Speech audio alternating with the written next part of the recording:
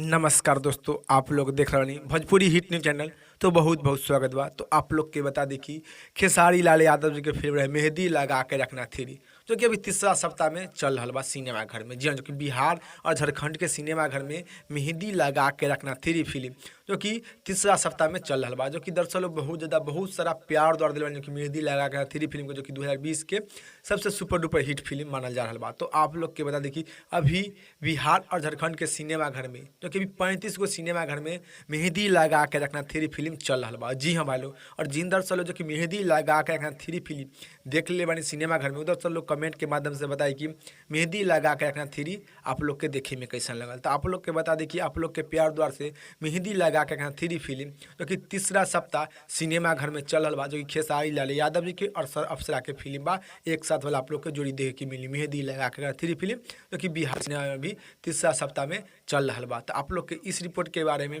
का राय बा, का विचार बा, आप लोग नीचे कमेंट बॉक्स में जरूर बतलाएं। फिलहाल में इतने, फिर से मिलेंगे नेक्स्ट वीडियो में। जय हिंद, जय भोजपुरी।